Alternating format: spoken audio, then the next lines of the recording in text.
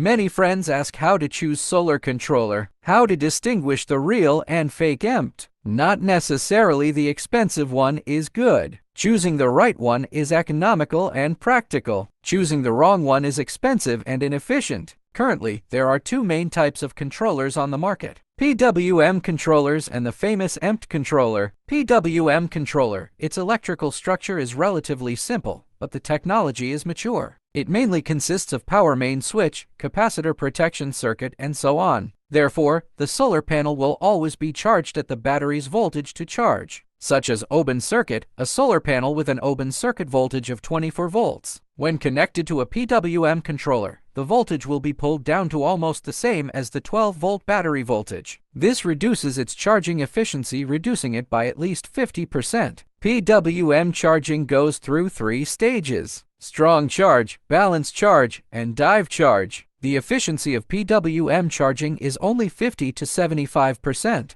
MPPT charger, when charging the battery, also goes through these 3 stages, but it can adjust voltage and current simultaneously, just like a DC to DC transformer, rather than a switch. It can adjust dynamically to achieve the maximum charging efficiency. It is naturally much higher than PWM. Its efficiency can be as high as 99%. The voltage of the solar panel between 12 volts and 170 volts is acceptable. The battery voltage is adjustable from 12 to 96 volts. It's more adaptable. Of course, the price is also higher. The controllers on the market are also mixed. I have used 2 PWM controllers. Basically the same thing. The internal chips and circuit boards are extremely similar, but the options on the appearance and software level are different. Some of them add a lot of fancy and impractical functions, such as remote control by mobile phone and so on. It's better to use the simplest and cheapest one. Some are even more exaggerated, will be covered with the shell of MPPT controller, which is a wolf in sheep's clothing. How to identify the authenticity of MPPT? Let's continue to disassemble to see the internal structure of different controllers. Let's take a look at this MPPT controller. From the complexity of the circuit board, we can know that this is not an ordinary switch. Look at this chip inductor. Look at this ring inductor. Look at this large capacitor.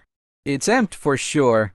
These 2 types of solar controllers, there is no good or bad. It still needs to be based on the user's needs to make a choice. It's usually recommended to use 2 kilowatts as the limit. Use PWM below 2 kilowatts. Personally, I think below 0.6 kilowatts can use PWM. Above, it's better to use MPPT. Of course, my current setup is only 400 watts. I also use MPPT controller. Just be happy. MPPT controllers are not all hundreds or thousands of yuan or even thousands. There are simple and cost-effective controllers. Go to the mall more often, and you will find different surprises. Now you know how to choose a controller.